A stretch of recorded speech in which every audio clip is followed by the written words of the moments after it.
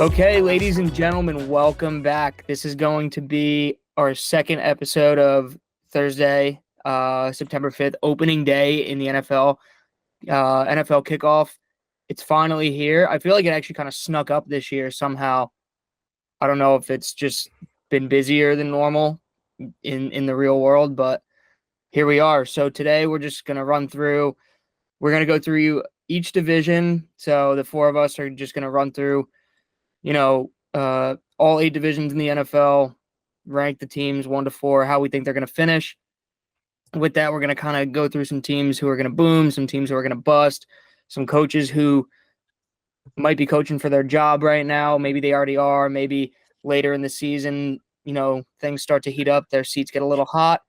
Stephon Diggs said some interesting things the other day. And we're going to get into, the week 1 slate coming up that we have from Thursday night to Monday night, because we won't have another pod until probably after those games conclude, maybe before the Monday night games, not sure yet. And then we are going to be introducing our parlays and, gamble smart, be smart with your money. But yeah, we're going to keep track of that all year in an Excel sheet, and probably whoever does the worst is going to have to do some sort of foul punishment. Probably won't be eating dog shit, but none of us volunteered to do that. So I will say, isn't it kind of weird how eating dog shit's taking the world by storm in football? I think everyone's now posting that. Well, a Cowboys fan came out today and said that if they don't win the Super Bowl, he's going to do it. So, just volunteering. The NFC East curse is already not on his side. They won last year. They're not winning the division this year. So, he's screwed. I think it's a lot of people trying to hop on the bandwagon. They see that 3-2-1 Knowles went viral, and they're like, well, maybe this is going to be my claim to fame on Twitter if I just scarf down some dog poop. Did he do it yet? No, he deleted all of his social media. But I don't know if you guys keep track with Barstool at all, but John Rich ate dog shit last night. John Rich is he works out of the New York office. He did it to kind of absolve himself. He claimed that if Michigan won the Natty last year, he was going to cut off his head. Obviously, he can't decapitate himself unless, mental health matters. Let's not. Maybe that was something that was in the cards, but thankfully he did not do that. He just elected to scoop some of his little dog's poop into a cup and eat that. So I think on this topic of, before we get way off the rails, I'm gonna like to bring this back. I'd like to shout out my friend Noah. He in the 7th grade, he's a huge Georgia fan. I think it was 8th grade going into high school. He said if Georgia doesn't win the Natty by the time we graduate, he's going to cut off his pinky. And Georgia did not win the Natty by that point. Damn. How's his pinky holding up? His pinky is still on his hand. So you might have to Jason Pierre-Paul him. We might have to have a special guest on the Lodge pod. Or he just needs to eat dog shit. Yeah, I might offer that to him. Harry, you tweeted out at some guy the other day. I think Jack started it, and then I said, yeah, he can choose the dog. I was the one who said, come do it on the podcast. And then I said, if he said, can I pick the dog? And I said, yes, it just has to be halfway full of the red Solo Cup. That's a lot. That's a substantial amount. That's what, 4 ounces of dog shit? I think a Solo Cup's 12. Oh, that even worse. Yeah, that's 6. So 6 fluid ounces of dog shit. Put it in a blender. Since our first 2 episodes back have started off with us talking about consuming dog poop, let's get into what we're feeling for the NFL season here, 2024, 2025. Where do we want to start? I'm looking at right now. We could start with the AFC North. Does that work for everybody? I'm in. Okay. I'll just I guess I'll have a crack at it first. So I'm looking at it right here. I'm going Ravens win that division narrowly over the Bengals. The Steelers, hover around that 9-8 like they tend to do. And then the Browns, I think Kevin Stefanski's a really good coach, but I don't see it with Deshaun Watson. I didn't really see it last year. He couldn't really stay on the field. And even when he was out there, his numbers, I think, came out pretty well. But in a cutthroat division like that, and the Steelers are rock solid at like they're never going to finish below 500 under Tomlin. So that's the way I see it. Whoever wants to take it next.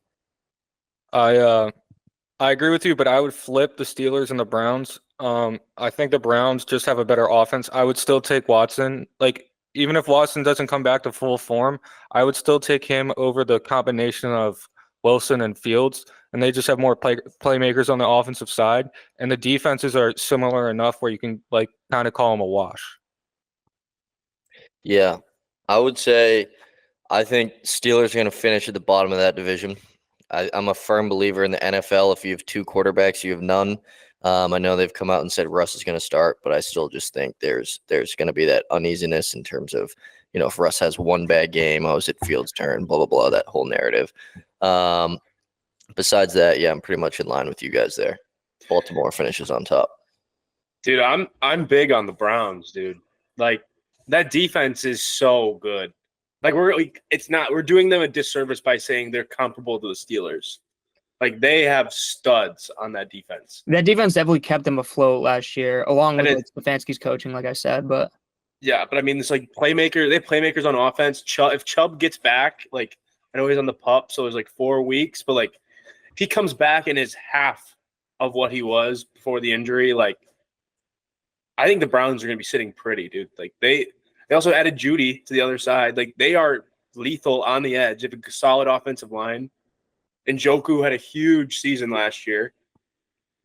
If Deshaun doesn't play well, like, Jameis is going out there and sling the rock. Like, he doesn't care.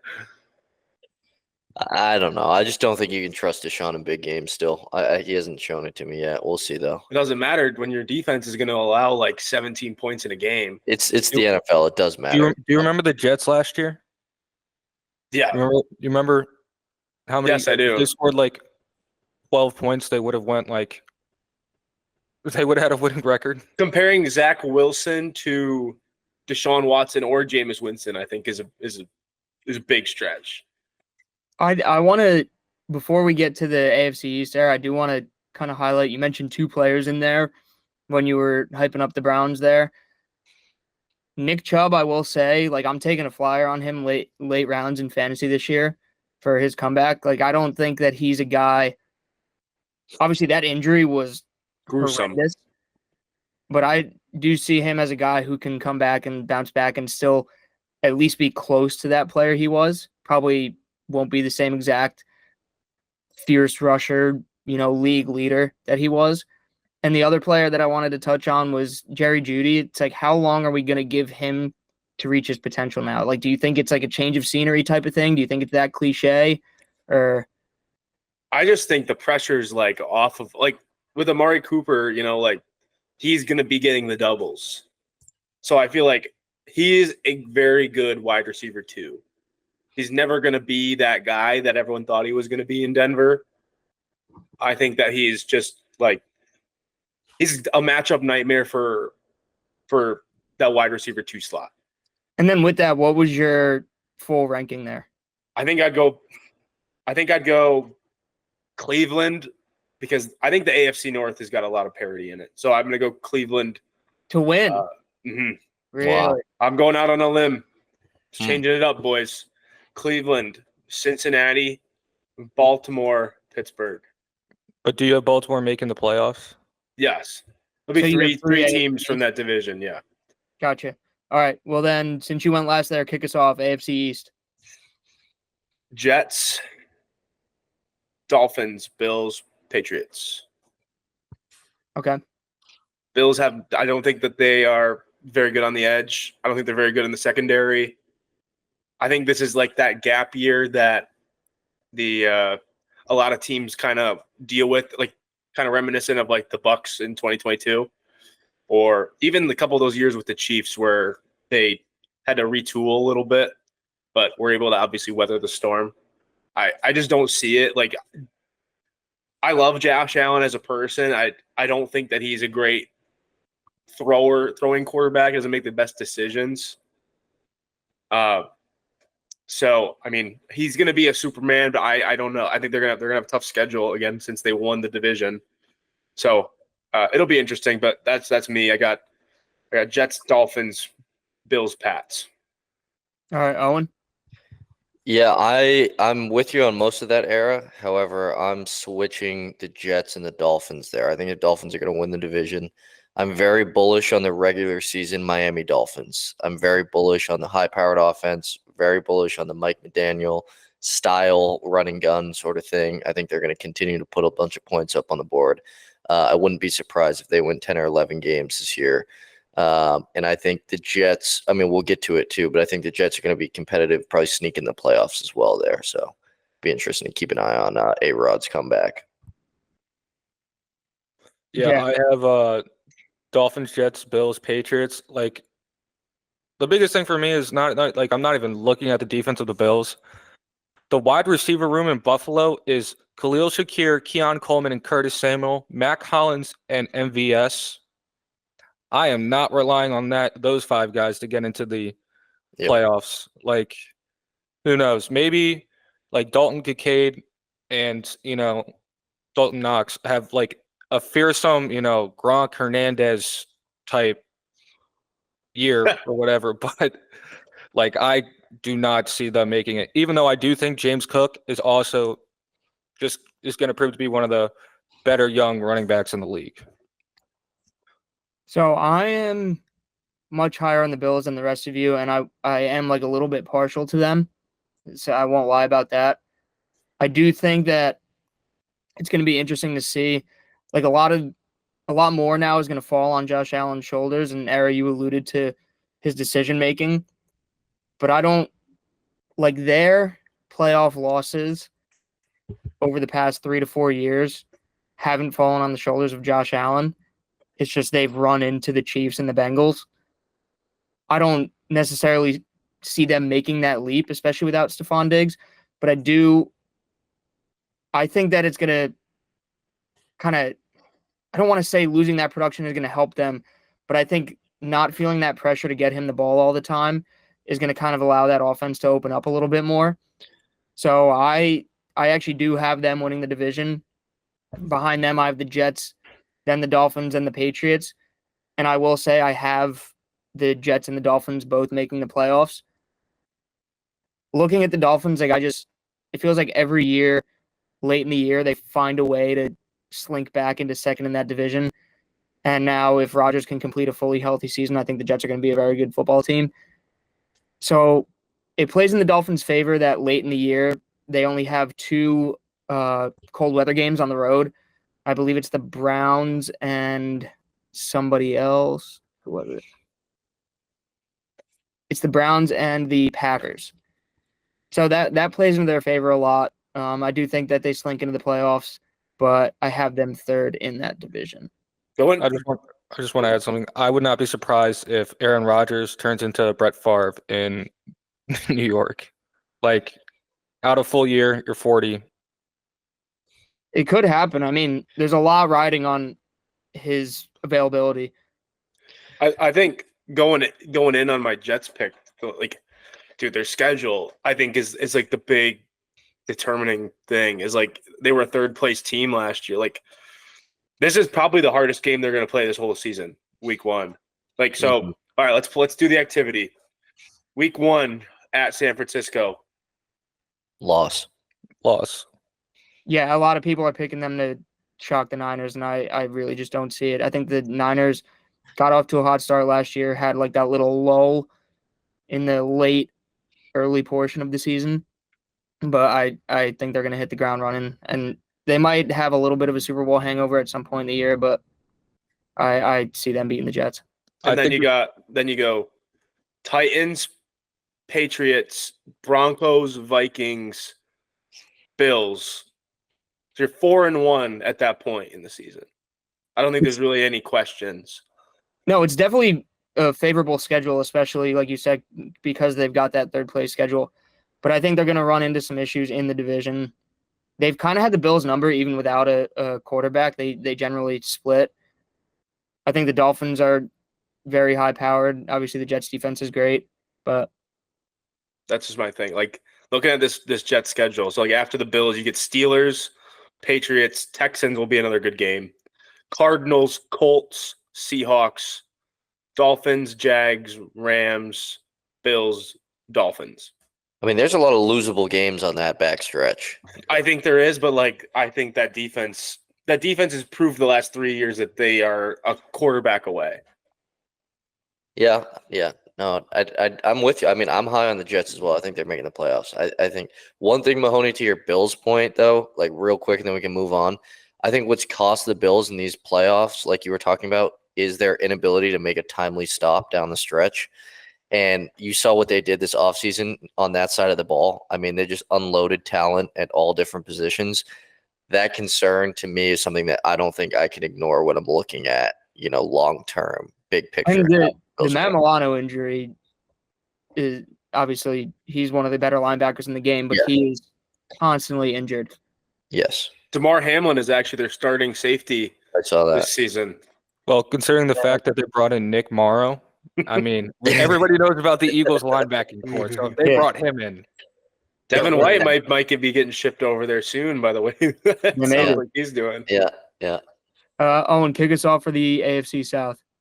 So I will say I'm extremely high on the Colts. This was probably my hardest decision when I looked at the standings. I wanted to put them number one, but I just couldn't due to Rich's health and the amount of hits he takes and his size. So with that being said, I went with the obvious pick probably in Houston 1, but then I'm going to put a Colts very close second, Jacksonville 3rd, Tennessee 4th. I have both the Colts and Texans making the playoffs. Jack? Yeah, I have the same exact rankings except for just the Texans making the playoffs. I mean, I like Richardson.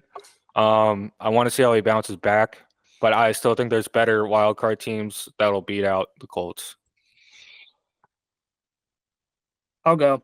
Yeah, you got it. I feel like obviously the Texans are the very chalk pick here. Yeah. I'm going to roll with them. Then behind them, I've got the Jags, then the Colts, then the Titans. And we'll get into our playoff stuff, but the Texans are the only ones I have making it out of there. Yeah, I'm with you, Mahoney. I think going like back and forth, like I'm a Jags believer. Like they can keep showing me shit, but I'm always gonna keep coming back to eat that shit, It always comes back to the shit. Yeah.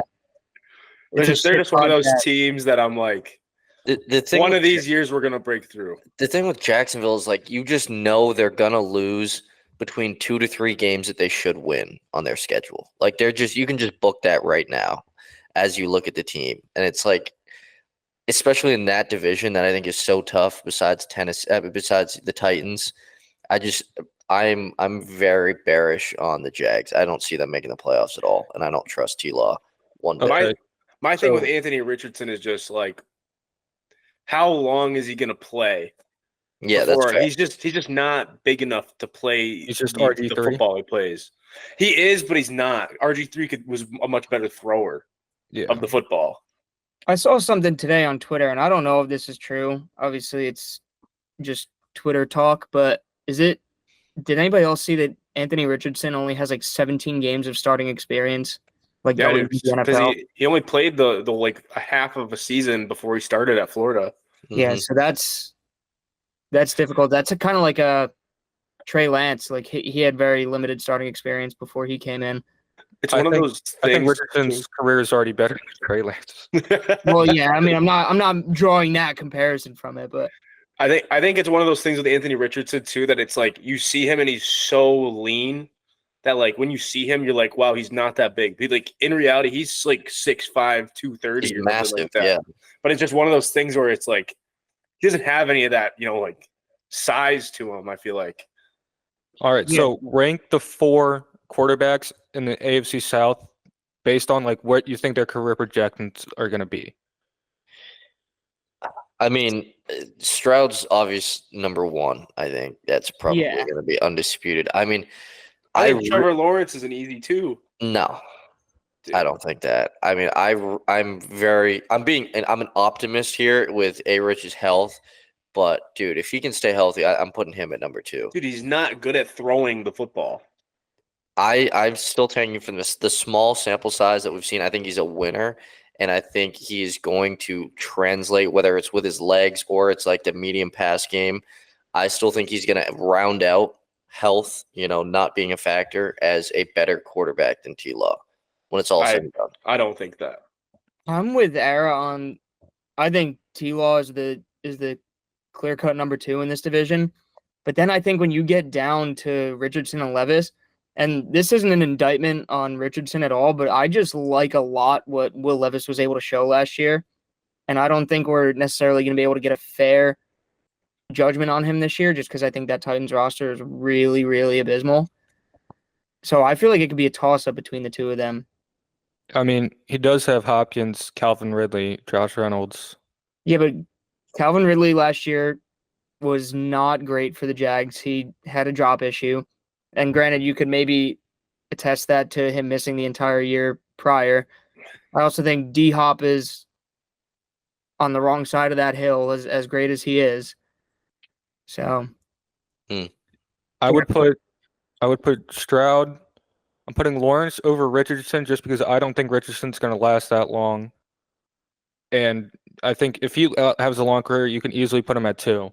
But then Levis definitely at number 4. Jack, did you do your playoff or not your playoff, your ranking? Yeah. The teams? Yeah. For the teams? Yeah, I did. Okay. All right, then kick us off AFC West. AFC West, Gardner Minshew comes in first place. No, just kidding. I think, okay, clear cut the Chiefs, but at this point, like looking at these 3 teams, like Chargers have no like weapons on offense. Like they literally just took the Ravens like running back room and just put him in there, like in their room. They got rid of their 2 receivers. So I mean, like you could literally just throw those 3 teams and just stick them to the wall and see what hits. But I would say Chargers 2 because of Herbert and Harbaugh hopefully comes in, and then I'm a big Bo Nix guy. I want to see him succeed, so I'm gonna put them at 3, and then obviously I love Gardner, but he's 4. Yeah, before they go, I have the same exact ranking, so I'm not even gonna list it. Dude, I'm pretty offbeat from you, dude. Like I got Kansas City winning.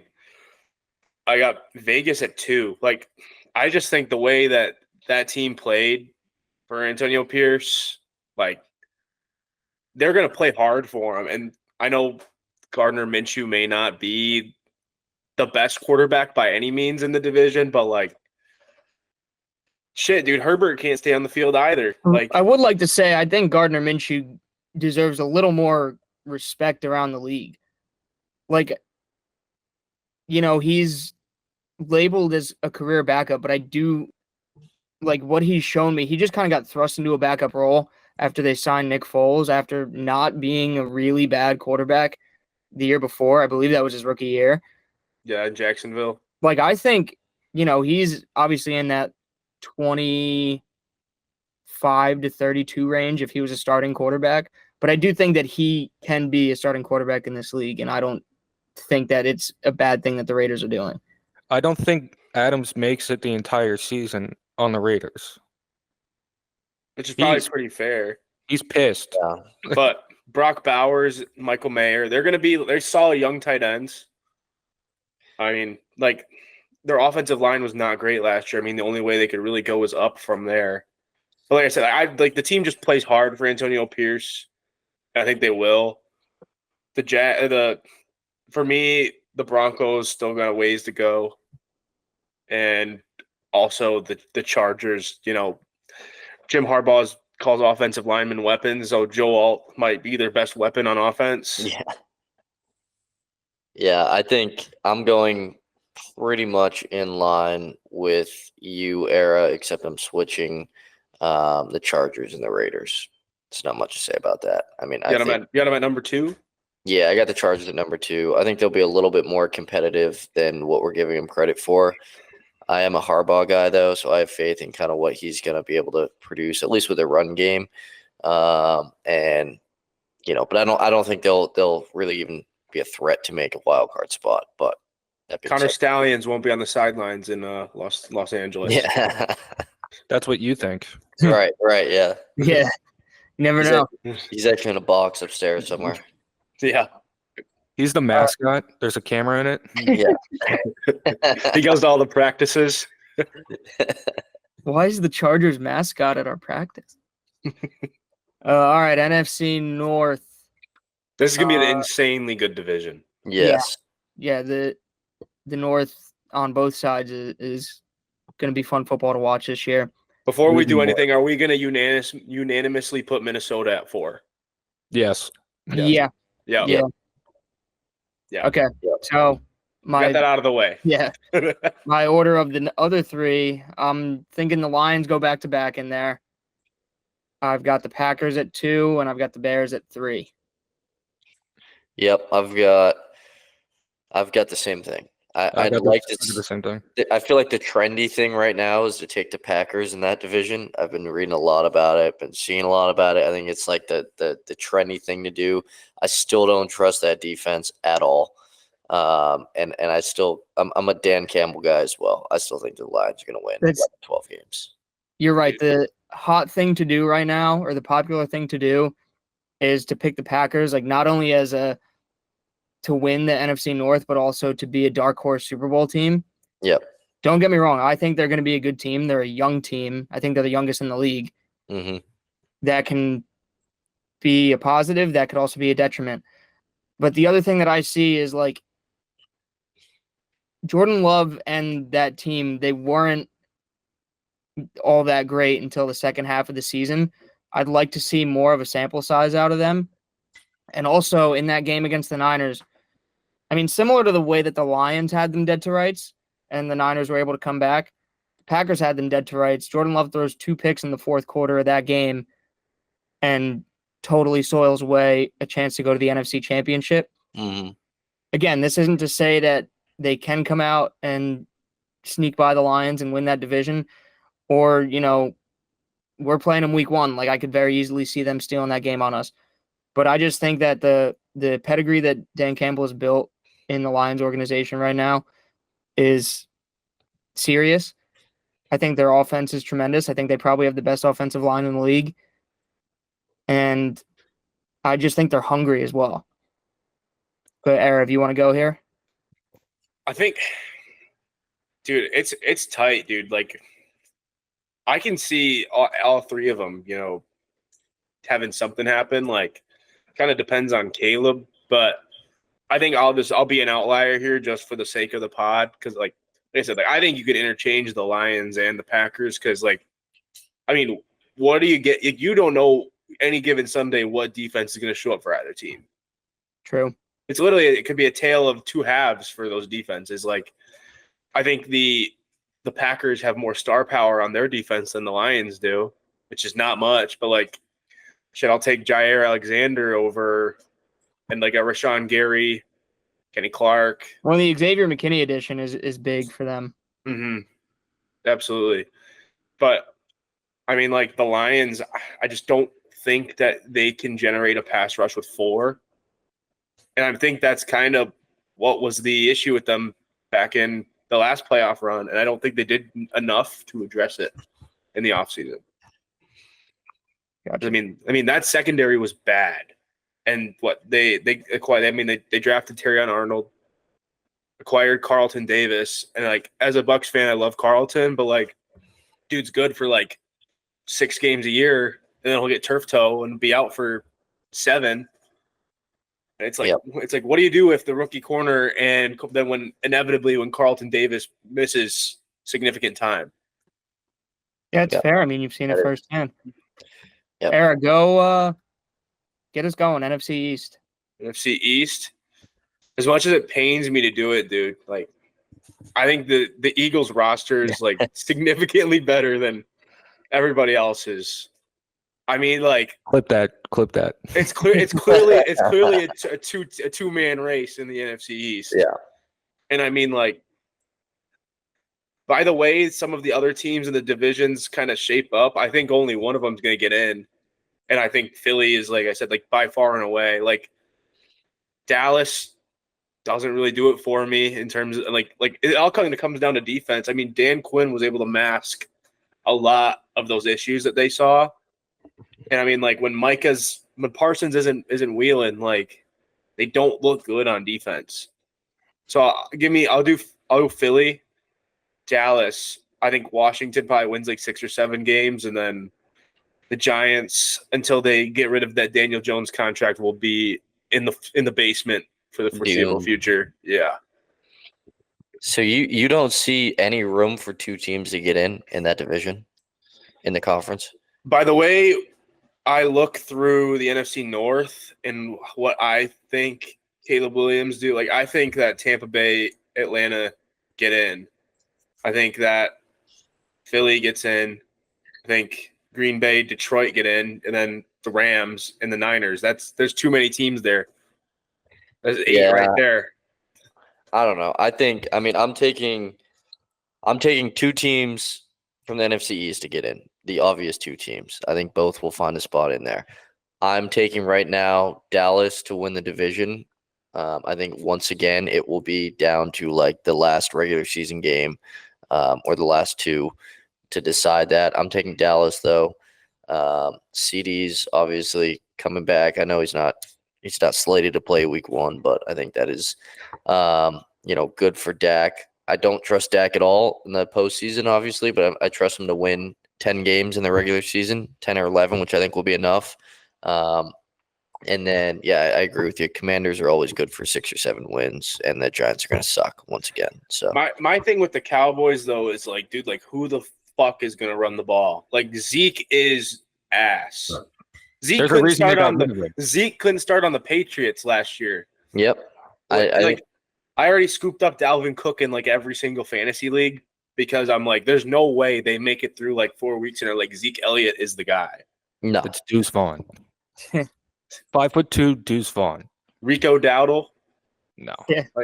Like that's where like my thing with the Cowboys is I'm like, you get solid. I mean, like Tyron Smith will probably get injured for 6 games. Yeah, 8-9 games like every year.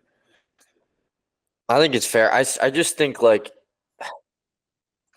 I think there's 4 free games for Dallas. I think they play very well against the Giants and the Commanders, where I think the Eagles tend to waver somewhat within their own division, which I think is going to kind of be the deciding factor. And you're right, those points I can't necessarily refute.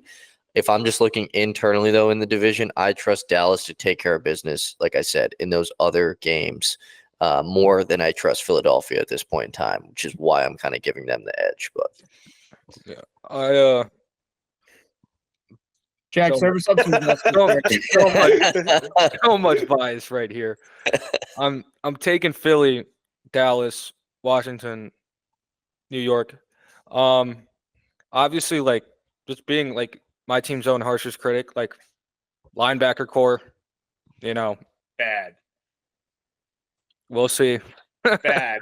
Devin White's already out, so that's not a good sign. You were not missing much. I am really interested to see who's actually going to line up across from Slay. If it's Mitchell, is it Rodgers, is it Ringo? That will tell you a lot. Just about Dallas, like I think they have CD listed as out because they didn't want to put him on the active roster so they could keep another roster spot open for a little bit longer. So I think he's going to be back. But at the same time, if CD gets off to a slow start because he missed all that time, like Dallas could be in trouble, especially with no run game to help out Dak in the play action pass. Like they're going to have to also rely heavily on Jake Ferguson more now. Because Brandon Cooks didn't do anything last year when they got him. They got rid of Gallup, and he wasn't good either, but they didn't bring in another person to help the workload. So, and they're they threw the ball a lot last year, and they're probably going to have to do it even more now. Yeah, I'm taking the Eagles to win it, and then Dallas, Washington, Giants. It's, given the way last season ended, I know the players for the Eagles, they keep talking about, it's closed book, we flipped the page, yada, yada, yada, where there's a new season. The roster talent is undeniable. It's one of the best. It's probably the best Eagles offense that they've ever had. What are you laughing at? Did you see that too, Aaron? Yeah, I just saw someone in our fantasy league just added Lucas Tom Brady. added Tom Brady. I thought I I had your face or I something. like double took my screen. I was like, what the? That's crazy. Yeah, I checked my watch and I looked up at Arrow. I was like, he saw it too.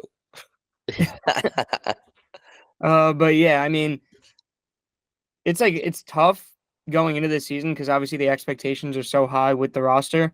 And every time that this has happened, at least in my lifetime with the Eagles, where we've gone into a season expecting to be good, we don't meet those expectations at all. That being said, there's a lot of patchwork that needs to be done on the defense, but I think the offense is so good that they can kind of just put up enough points, maintain time of possession, which time of possession has been kind of the blueprint to beat the Eagles over the past 2 seasons. I think, where was I going with this? I entirely lost my train of thought. Regardless, I've got Eagles winning the division. I think it's going to be come down to like the last weeks with Dallas. Even in the years that Philly has won it, Dallas kind of finds a way to hang around late in the year. Once again, the issues though, kind of like you guys said, their rushing attack is pretty much non-existent. Their weapons outside of CD for Dak to throw to. What is their wide receiver two? It's Brandon Cooks, Jake Ferguson at Serviceable. tight end. I don't see it being enough firepower to hang around. Owen made a good point about Dak in the regular season, and Dak's in-division record goes off against the NFC East. Doesn't matter what game. I think Philly and Dallas split. I think they both sweep the other two teams. And then I think it comes down to other games outside of that, and Dallas has to play that first place schedule. So do you both then think that Dallas makes it, scoops up wild card spot? Both you for the I've gone back and forth between Dallas and the Rams quite a bit. I have Dallas slotted in there right now, and we'll get into it, but it's because I have two teams from the NFC South in it. So I have Dallas making it. They've won 12 games every year with McCarthy. I think they just find a way to get in there. Yeah. all right. One of you guys want to kick us off for the NFC South? No, you guys kick us off. All right, Jack, start it. Yes. The NFC South. Yes. Really it's just a two-headed race between Kirk Cousins in Atlanta and, the big show in Tampa. I'm going again with Tampa. I don't think I'm putting the Falcons second, Saints third, Panthers fourth.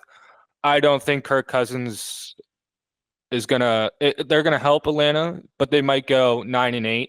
I don't think like Drake London's numbers might go up. Kyle Pitts really needs to show something or else they're screwed. But yeah, like that's really it. Kyle Pitts is like the deciding factor of how far that team in my eyes can go, at least offensively. Yeah, I have Atlanta winning it. I'm not like going to sit here and say that I feel entirely confident about that. I do think that they're going to be a good team to watch. I think that offense is going to be good. Kirk puts up numbers and he finds his guys. I don't think that's something they've had in a while, even in the wee years of Matt Ryan. They kind of started to lose their identity a little bit. They didn't have a guy who could find the weapons. Big question mark with the coach. I don't know much about Raheem Morris. Previous Bucks coach. Yeah. In like 2009 in the Josh Freeman days? Yeah. Freeman was a dog. The good old days. Yeah. And then I got the Bucks second. I like what they've done in retaining their guys. I think they defied a lot of expectations last year. I think they have a good culture in the building. I think Baker's kind of turned over a new leaf. And I will say, I was never a Baker hater, even when he had some rough stints on the Browns. I think he deserves more credit for getting them their first playoff win in however many years. I think they're going to be a good team. Going back to the culture, I like what Todd Bowles has built, but I also do think that he kind of puts a ceiling onto that team as well. And then the Panthers will probably be third, and the Saints will probably be fourth, but neither. Really? I mean, I don't know. I don't like either of those teams. Bryce Young is terrible. Yeah, but I think the Saints Saints are just really bad. I don't trust Derek Carr that much right now. I think their coach is really bad. I think Alvin Kamara is getting up there in age. So the only thing that you can look at with the Saints and feel good about is Chris Olave. But even he had that video over the summer, and I've actually never in my life seen a video like that where he was on the NFL Network and they were like, Chris, was there like a play that made you feel really good about this offense this year? And he was like, no. She At was least like, he's Or at honest. least lie at that point. Yeah, Yeah, right. it was actually one of the craziest things I've actually Yeah, that ever was seen. wild. All right, you guys get into it. I'll let Era wrap us up. So I'll go ahead here. One thing I'm very bullish on is that one team's making it. And maybe I'm kind of an outlier, but I think whoever's winning this division is going to be the only team in. I'm being biased. I'm going to take the Bucks once again. I think Baker's going to continue the momentum that he had last year. I know a lot of people, maybe once again, this is kind of the trendy thing. I think they're going to, a lot of people think they're going to see a downtick in production from Baker. I actually think the opposite. I think you give him his guy at OC, that he played with even for the brief stint in Los Angeles. I think you retain Mike, which is huge. You still have a decent amount of weapons on the offensive side of the ball. I think Rashad White is due for a big year this year. More so on the ground. I mean, obviously he's going to be a great receiving back as well, but I think we're going to see a uptick in his performance on the ground behind a hopefully better offensive line this year. But still, I think their ceiling is 10 wins in the regular season. I think the division is going to come down to simply who wins the most in the division, who maximizes their production within that division. And I have Atlanta, obviously a close second. I don't trust Raheem Morrison being a new coach. I'm still concerned about Kirk's, age, coming off a major injury. He takes a lot of hits. He puts himself in harm's way a lot of times. How many hits can he continue to take? The Panthers suck. Dave Canales, what are you doing, man? Like you had a golden opportunity to continue to foster a better position for yourself in the league, but he jumped ship obviously at the first chance he got. Such a head scratching hire to me. Yeah, like Tepper's he threw a drink on a fan. What is that? Yeah. He's not in his right mind. Right. He saw Dave Canales kick 3 field goals against him to win the division in the last week of the season. He was like, "That's my guy right there." Yeah, he saw Dan Snyder and was like, "I want to be that guy when I grow up." Yeah. So, I think it'll be an interesting race, but I think Bucks come out on top again, and we'll see. We'll see. Dude, I think this might be like the best roster the Bucks have had since 21. Like, I think this is the first time, probably since 2015 Doug Martin, that I think the Bucks will have a 1,000-yard rusher. Like, Graham Barton in the preseason has looked so good. Great. And I mean, and it's so noticeable just having that interior. Love Robert Hainsey, but we just weren't able to run the ball. He gets stood up by every nose because he's just an undersized center. But you look down this roster, get ready to learn Jalen McMillan, Trey Palmer at wide receiver 4, Godwin Evans on the outside. This team's got weapons everywhere. And this defense, that front 7 is still nasty. The safeties are fantastic. I think the only question mark I have is at corner. Corner, yeah. Dean gets hurt. He's good. He's good for an injury. Him and Carlton Davis once a year. Zion McCollum played well in the preseason. He got big shoes to fill, but the Bucks, I think, had 46 out of 53 guys that made the roster were either drafted by them or undrafted free agents that signed with the team. It's impressive. The team is insanely tight-knit per Baker, what he's saying. I think the scheme, by the way we've seen, they're going to use a lot of motion to get people open, to get matchups. I think that this year could be a big year for Tampa. I just think that the camaraderie and the way they've built the team, I think this is a year you kind of shove your chips into the middle and you're like, hey, we got a squad. So people have been hyping up the Falcons, and I get it because they were a quarterback away, it seemed like. But it's like Jack said, are you really throwing your chips in the middle for Kirk Cousins to go and win you a Super Bowl? No. Their wide receiver 2 is Darnell Mooney. Yeah. Now with the Bucks, what about the loss of Devin White? I was very happy for it. It So made You made a crushing blow to the defense. I did end up buying 2 Devin White jerseys at $20 a piece at the local Tampa West Shore Mall. So that was pretty good. Hey, he Got was a some big extra part of merch. Sonic. Yeah, he was Bucks legend in 2020, but I don't think I've actually ever seen someone just get progressively worse at football so fast without having like an injury or like a major setback. Fell off a cliff. Dude, like he got benched in the playoffs last year. Like he's not good. Like at anything. Tackling, pass coverage, run fits. It's just not good. He's out Because there to be a leader for the Eagles. He's there to teach the young guys. We don't need him to play. He's definitely not a locker room guy. KJ Britt though, dog. He's a dog. The biggest thing with the Bucks that they have going against them is their schedule. Like that first place schedule is tough. Like looking at it right now, I can see just immediately 6 losses. You know, just right off the eyeball test. Where? Which one? I mean, I've got Eagles. I'd say we dropped that game. I don't, dude. That's a toss-up Ravens. game for me. Like I get that, but regular season when the Eagles are in town, you know, remove the playoffs. We've seen what that's looked like. I'm just interested to see. This is a conservative approach I'm taking to it, but I don't like it. Like I don't get excited for the fucking season. I've never seen someone be like, yeah, I see 6 losses. Our third home game of the year. I'm being honest. Philly, He's trying to hold his expectations I at see us bay. roll over. Right. Listen, Don't get the man too hyped up. I'm not gonna make the mistake that I've seen my friends from Philadelphia make year over year over year. I'm gonna try and approach this season with a conservative mindset, and then be like pleasantly surprised when things go well, even if I was slightly expecting it. But like real quick, I have Eagles 1. I'm gonna say we split. We still need to do the West. Falcons. Okay, yeah. We can do the West. We'll do the West. We'll come back to it. But anyways, that's what I wouldn't I see guess. 6 potential losses. That's what you Oh, think. sorry. I thought you were doing the playoffs. Go ahead. No. He's talking about the Bucks losses. I'll do it real quick in like 15 seconds. Eagles 1, we split against the Falcons. That's 2. Ravens 3, Chiefs 4, 49ers 5, Cowboys 6.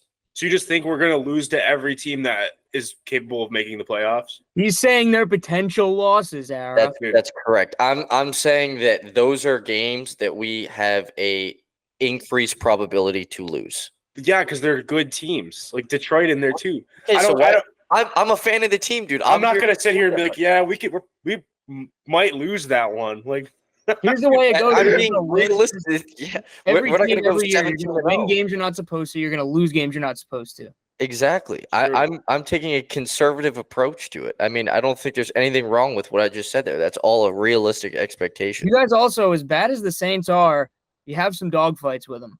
Yes. you know how those rivalry games go, dude. Yeah. All right, let's go NFC West. Era start. You're gonna get San Fran at the top. The Rams making the playoffs and the 2nd seed, right there. Arizona, I think makes a jump this year. I kind of liked what they did last year. They were feisty, and I think the Geno Smith. I think it's not Geno Smith time. So I'm not going to waste any time. I have the same exact order. What Era said because of that. I'm switching the Cardinals to 4 and keeping the first 2 the same. I mean, every year I feel like we just hear, oh, it's Kyler Murray's year to take that next jump, and we never see it happen. Granted, like, you know, injuries. But he doesn't need to take a jump to finish 3rd in the division. But Jonathan Gannon is the head coach here as well. Let's remember that. Yeah. Remember the last time he coached a solid football team, he took him to the Super Bowl. And then what happened? When he also beat the Eagles on New Year's Eve day, and I almost didn't go out and stayed at Sean's house by myself. He had 1 foot out the door in that Super Bowl, if we're being honest. Yeah. He had his bags packed and ready to go. Like with that, like I don't see him as a guy who's going to be a hot seat this year, but I think come year 3, I think Arizona is kind of not going to have moved much in terms of standings. So I could see him being a hot seat coach a year from now, but not now. Isn't it weird to think that Pete Carroll and Bill Belichick aren't coaching in the NFL this year? Yeah, Very strange. I can't remember who the Seahawks head coach is now. it's It was the a guy from Baltimore. yeah Ravens coordinator Mike McDonald. Mike or something. McDonald, right? Oh yeah, you're right. Well, So yeah, who else do we have approaching the hot seat this year? Obviously, I think Dennis Allen is like the across the board lock to not have a job. I'm putting all 3 NFC East coaches besides Commanders on there. Besides Dan Quinn, just because just it's his besides first him. year. Dude, I low-key think Dan Quinn, like, I think if someone came out that was, like, you know, a little enticing, like the Lions guy, like, I forgot what his name Ben is. Johnson. Ben Johnson, yeah. I think if he came out and the Commanders were, like, looked enticing to him, I'm sure there's some backdoor channeling, you know? Or if a guy like Vrabel is ready to get back into a head coaching gig. Yeah. Yeah, but I also don't think they're going to want to switch leadership after a rookie quarterback's year and like going into year 2. I think they want to have some consistency. I think it's one of those never things, helped. though. I think it's one of those things, though, where it's like if you can bring on that offensive mind, like a Ben Johnson, like he's brought Jared Goff from the grave. Yeah. I will say, Jack, to Dable being on the hot seat, I could see it happening, but I also think I could see ownership wanting to give him a fair shake out of the shadow of Daniel Jones. Sirianni obviously is on the hot seat. I think he's got to make like at least divisional round, probably NFC title game, and they have to look good throughout the year in order for him to keep his job. And I think it's like a little ridiculous that we had the discussions about him last year, just because I think, okay, maybe you don't see him as the right coach for this football team, but what kind of precedent are you setting for your next hire that the coach who won you your first Super Bowl, you fired 3 years later, and then you turn around and you fire a coach who brought you to another Super Bowl a year or two removed from that. So while I do think he's probably a hot seat candidate, I kind of look at it from that perspective. And then McCarthy, I think unless the Cowboys go to the Super Bowl this year, he's out. Yeah, I'll make cases for 2 that have not been named to keep an eye on. Matt Eberflus, I think, is definitely somebody to keep an eye on. You have Caleb Williams coming in. Obviously, I think everybody's going to expect him to play well and the team to play well. I mean, that fan base has been dying for some relevancy within that just division alone. So, I think if you see him kind of slip a little bit, end up 3, maybe even 4 in that division, miss the playoffs, I wouldn't be surprised if there's movement there. I mean, there was already rumblings about getting rid of him last year. So that's something to keep an eye on there and kind of get a fresh slate for Caleb and going into year 2. The other name I'll mention, just maybe not a hot seat, but a warmer seat after this season is Sean Payton. I just think, obviously, the whole Russ experiment was a mess. A lot of that had to do with Russ himself. But I think you also saw things come up throughout the regular season, like him berating Russ on the sideline on national television, his handling in the media. I know that's kind of like his style that comes with Sean Payton, but I wouldn't be surprised if that wears thin when they suck this year, which I think we all are predicting they're going to suck this year, regardless of how Bo Nix plays. So I would say his seat's going to get warmer after this year as well. I've also just Sean, when you said Doug Peterson, I was just staring at his name and I'm looking at the division standings. If the Jaguars underperform this year, I would not be surprised if he's out. He definitely could, yeah. Yeah. Era, do you have anybody? Dave Canales, because the Panthers just churn coaches, and Dave Canales should not be a head coach in the NFL. That's fair. I want to add one more in before we move on. I think depending on how the Jets season goes this year, I think Rob Saleh could be a guy that we see getting booted. I know he definitely hasn't had the fairest shake having to go in with Zach Wilson and deal with the quarterback situation that they've had. And obviously, this Hassan Reddick ordeal isn't really his fault. It's more so on management. But that could be like a total cleaning house after this year. It could be Rodgers last year. If they disappoint and he plays the whole year, Joe Douglas could be out of there. Saleh could be out of there. You're looking at a new young quarterback, maybe not in next year's draft, but the following year. And, you know, a guy like a Ben Johnson, a young offensive mind to come in and kind of foster his development. So, Yeah. all right. Do you guys want to do now? I think before we get into any sort of the news stuff that we wanted to talk about, I think we just kind of go down the line of this week one slate, give our picks, maybe, you know, a Yeah. couple clips here and there about each game. So starting off at the time this is coming out tonight, we have the Chiefs Ravens. This isn't anything against the Chiefs at all. I just see this as exactly how it played out last year with the Chiefs and the Lions. I think the Ravens just go in there. They're pissed off.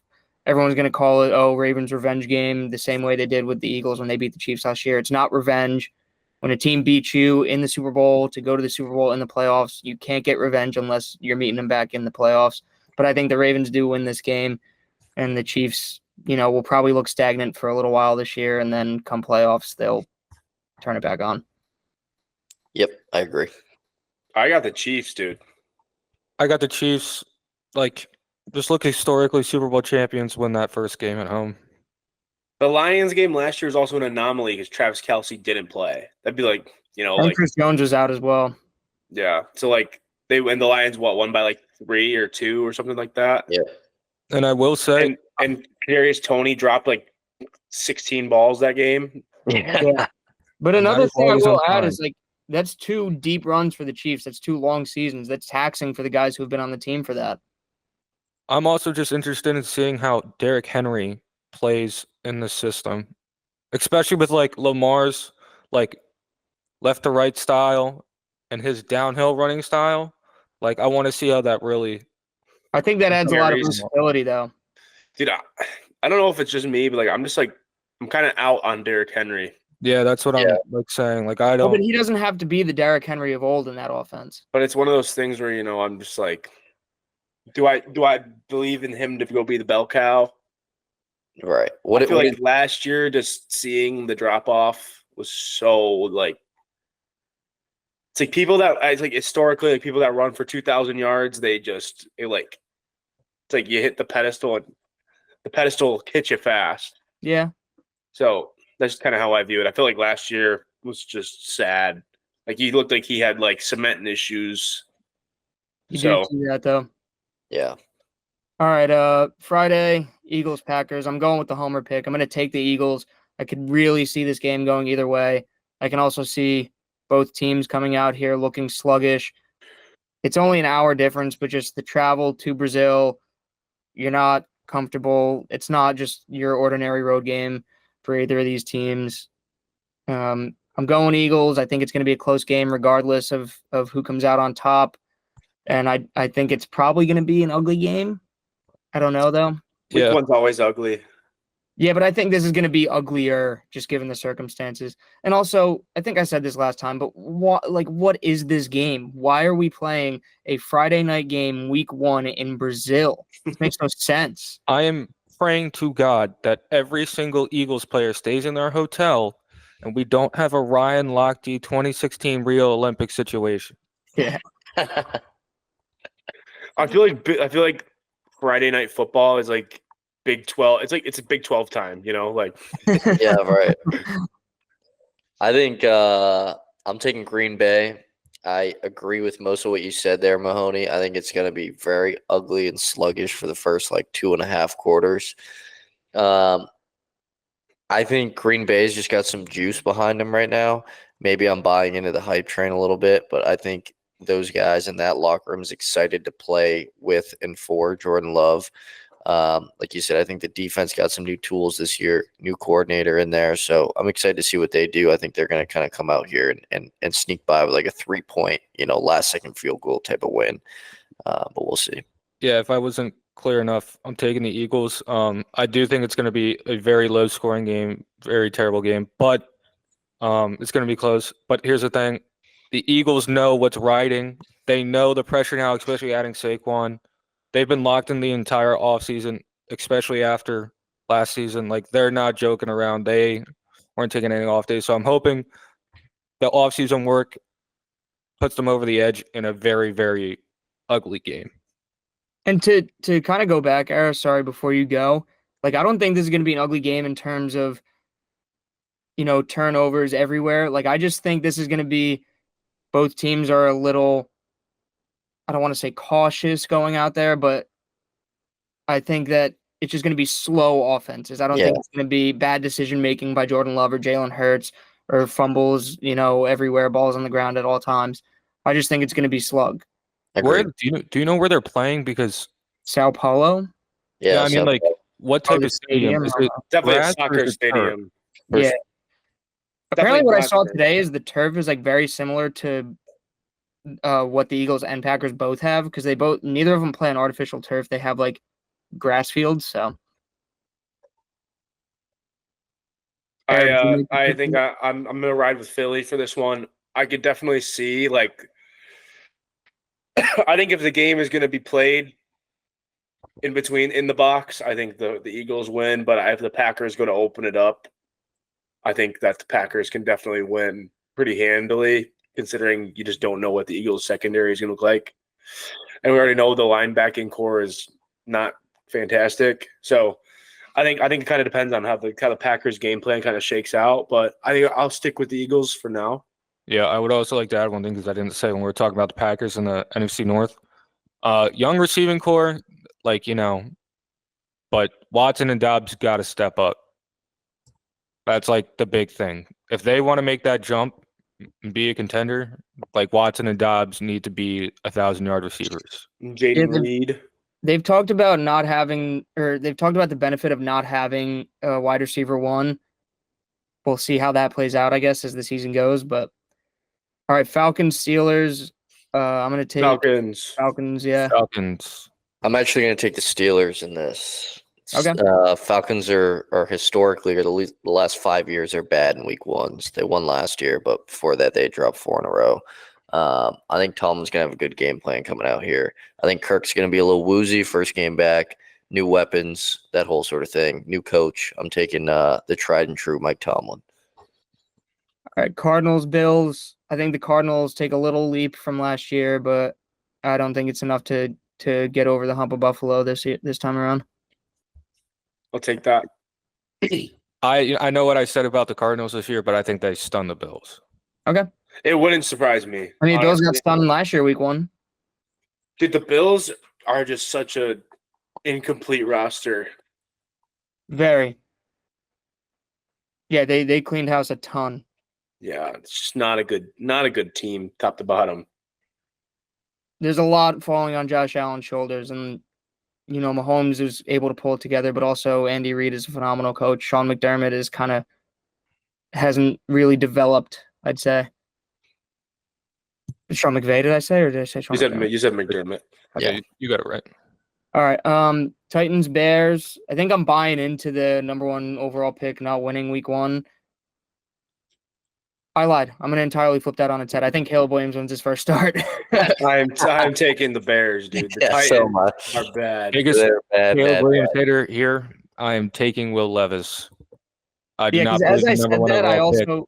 I also realized that most teams that get the number 1 overall pick, they have number 1 overall pick rosters. The Bears didn't. The Bears finished with 6-7 wins last year. Dude, they could have made the playoffs. They had that Hail Mary in Cleveland. Yeah. They got a lot of weapons on that offense too. Yeah, we'll see if Keenan Allen takes a step back this year. Yeah, but he can with DJ Moore and Yeah, Rome. yeah. And Cole Kmet. I'm Notre just Dame. saying, Will Levis puts up 500 yards and 5 touchdowns. All right, Pats, Bengals. That's not even a contest. Patriots are a bad team. Bengals. Colts, Texans. Anthony Richardson coming back. I don't think they stun the Texans, though. I think D'Amico Ryans has got a really good thing going there. I think CJ Stroud's a phenomenal quarterback. I got the Texans. Yeah, I'll take the Texans.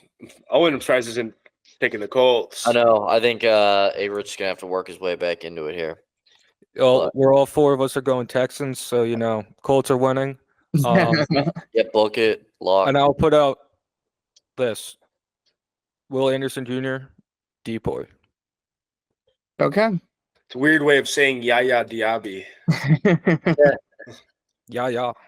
Jags, Dolphins. This should be a fun week 1 game, but the Dolphins just come out every year firing, especially under McDaniel, so I'll take the Dolphins there.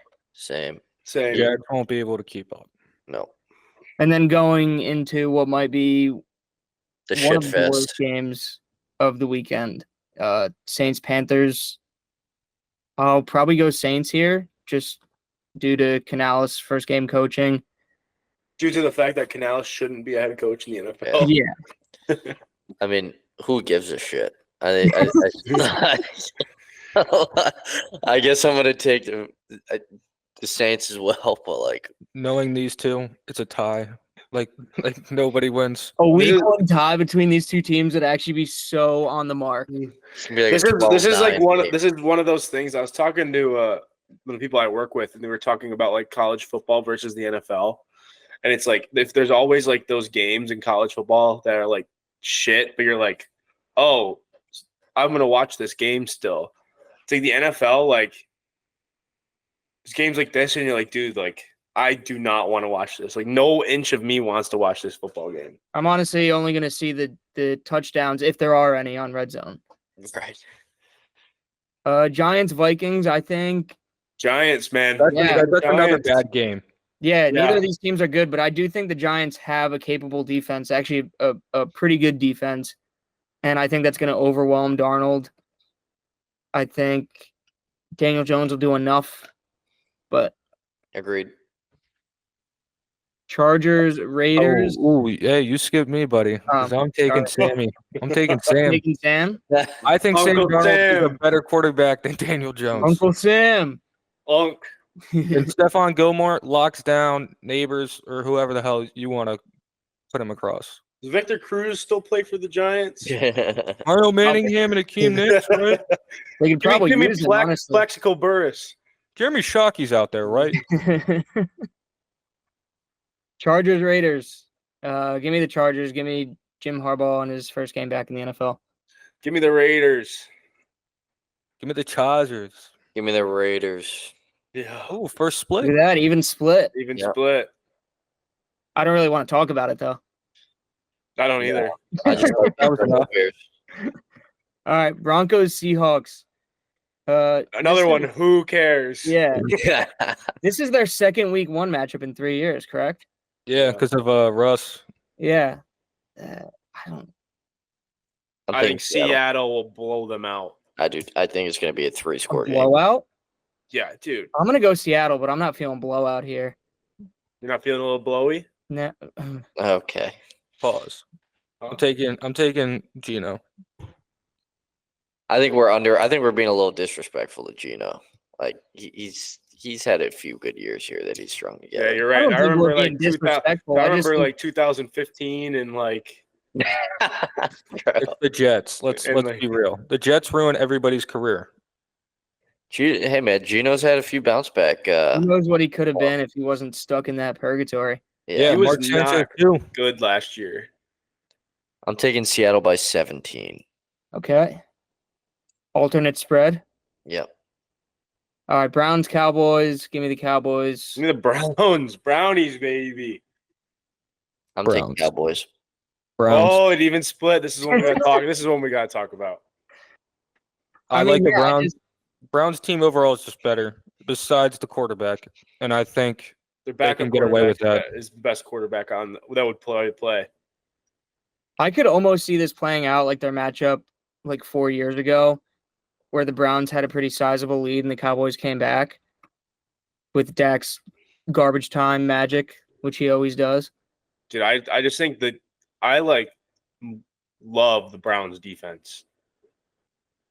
Their defense is good. They are a good team and they're very well coached. Like just going back to our division rankings, I just think that division is really tough for them.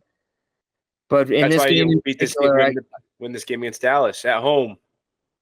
I I don't think know. The Cowboys in the regular season, I have a tough time picking against in most games. Yeah, Zeke's probably going for 100 on Sunday. I'm anticipating Deshaun to struggle. I think that's the biggest thing biggest ticking point for me to take Dallas here. I think Deshaun's going to struggle for the first 3 quarters. I actually think they're going to make it close towards the end, but Dallas is going to jump out by enough to hang on. That's my driving point here. All right, Bucks, Commanders. I'm going with your guys' Bucks there. Dude, the Bucks notoriously struggle against rookie quarterbacks, though. Like, they will make anybody look like they're a Hall of Fame quarterback. So that's the only thing I'm nervous about. That could be a week 1 shocker, but I don't think so. Bucks. Yeah, Bucks. Lions, Rams. Give me the Rams to go in there. I think the Lions are going to go out, and especially under Dan Campbell, they're going to really try and prove themselves after what happened last season. And I think that the Rams are just, with Sean McVay and Matt Stafford's veteran leadership, I think they take this game. Rams. I think the Rams will be up, and then they're going to show Kelly Stafford and her kids on the jumbotron, and then the tables will turn. The Lions go nuts. The Lions are not losing this game at home. Jameson Williams, 2 tutties. Okay. All right, Jets, Niners. We already kind of covered this, right? We're all on the Niners here. I'm on the Jets, dude. You're on the Jets. Okay. Wow. Well, I'll say this. I think this game determines how the Jets season goes, more specifically Rodgers. So you think they can look like Rodgers can look good, the team can look good, and they can lose the game and still have a good season, is what you're saying? Yes. If he plays well, they can go deep into the playoffs. If he plays like shit, the season's over. The season's over. And then this weekend, give me Texas minus 7.5 at the Big House. Give me Tennessee minus 8.5 at NC State. What's another good line? South Florida plus 30.5 at Alabama. So your parlay is all college football? CFB. ND minus 28. Hosting Northern Illinois. It's 5. Okay. I'm going to post these parlays as a graphic too, I think. Sweet. And then do you guys want to just run through our playoff seedings, or do you want to just do that as a graphic as well? We can graphic that. It's bedtime. It's bedtime. Okay. All right, Jack, before you go to bed, you wrote down on this sheet Stephon Diggs. You want to talk about that? Yeah. Talk about a diva. Like, we haven't seen like a real diva like this since like Antonio Brown. Someone literally just comes out and says, yeah, both teams wanted me to stay. I said, hell no. Get me out of here. Like, he's literally just calling himself the problem. It's a pretty damning statement to make, because obviously we weren't doing the pod when he was traded, but the way that I looked at it is, like, how much better can you want it? You've been paid. You have one of the highest target shares in the league. You're contending for a title every year, even though everyone says you can't get over the hump. You're still in it. What more can you want out of a situation? Because now, like, you're going to an offense where they have Nico Collins, they have Tank Dell, they have Dalton Schultz at tight end, they bring in Joe Mixon at running back. They're going to be spreading the ball a lot. If he's not getting his touches and they're winning, is that going to turn into a problem? It sounds like it. He said he's going for the Hall of Fame. Like, he needs 4 more 1,000-yard seasons to start, like, really being considered. And he's what, 30, 31? Like, yeah. And you and I are Stephon Diggs guys. We're Terps guys. Oh, no, yeah, Sean Maherney, UMD. He's back. Okay, well, it's the only college football jersey I have is Stephon Diggs. He's too selfish of a player too. He better suffer in silence, or else he's gonna destroy that locker room fast. I could actually confidently say that he is a lock to not go into the Hall of Fame. Book it. I'd put a lot of money on it right now, him not going to the Hall of Fame. Oh, and anything on this before we get out of here? Yeah, I agree. The guy's a diva. I mean, it's just like I just hope he doesn't hinder the development of CJ. I think that would be an unfortunate thing. If he does do that, then yeah, it's a nail in the coffin for his HOF chance for sure, and the public court of perception as well. So. And speaking of diva, I want to just go back to the Niners. Trent Williams, coming out and saying that it took his rookie teammate getting shot in the chest and coming back to the weight room the next day to be like, hey, maybe I should come back. Like, Really? Really, Trent? You're 36. Like, it's time for you to be a leader. Like, come on now. That's just not a good look. And I think he realized that, and that's why he came back. Like, Yeah, not I good. hate him. So, on the St. Brown podcast today, Cam Jordan said, if we get a chance to get into the playoffs, we can win a Super Bowl. Oh my And god. Stank Bastard, he's a big Bucks Twitter guy, tweeted out, he said, if the Saints win the Super Bowl, I will eat dog shit out of a red Solo cup with a spoon on Bourbon Street during Mardi Gras wearing a Cam Jordan jersey, and I will join him personally. Bro. All right, I love it. It's always coming back to too that. much. Huh? Should I read out my parlay or no?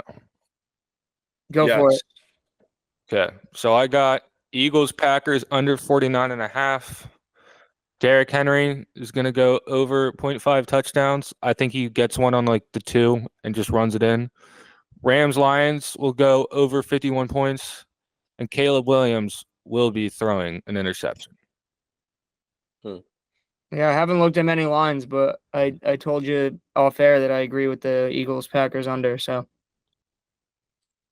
I've got real quick. I've got under 41.5 in the Pittsburgh Atlanta game. I think it's going to be an extremely low scoring game.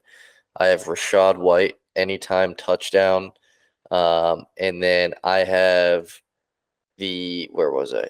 Oh yeah, I have the Carolina New Orleans game also going under 41.5. That game might be under 7 points. Like, Yes, who knows? like that's a lock. I mean, it's just an absolute lock. 3-2 final. Yes. Kayvon Webster, former Super Bowl champion with Denver Broncos, tweeted out, I like USF over Bama this week. let's go. We're Yeah, all in. Who said that if Bama lost to USF? Because he obviously doesn't remember last year when they were tied at halftime. Let's see. I have the receipts. I'm on the Twitter right now. USF is my official third college football team. I'd like to. It's Bouncer at Bouncer Skybar. He replied to our tweet. He said, after I said it has to be at least a half cup, full cup, he said that'll take weeks from my Chihuahua. You know what? Just scoop your own shit out of the toilet and it'll be much faster. I'm replying back saying better keep it in the fridge. All Yeah, right, freeze that thing. let's get the hell out of here. All right. Owen, Era, Been a I'll see you pleasure. guys tomorrow. No, I'll be in Syracuse. All right, Owen, I'll see you Sorry. tomorrow. Yes, sir. What time are you in tomorrow? Early, 10 a.m. All right, brother. See you tomorrow. All right. Bye, boys. Norris. Thank you for listening. You boys That's been have the Live safe flights. Pod. We are back. What'd you say? I just said you boys have safe flights. I'll give live updates. It sounded backhanded. Okay. You know something? Boeing whistleblower, Jack Jeremy. Yo. There will be. Don't sit in 27C. All right. All right. See you Thanks for tomorrow. listening. We'll be Live back Monday. updates of Kyle McCord and the orange.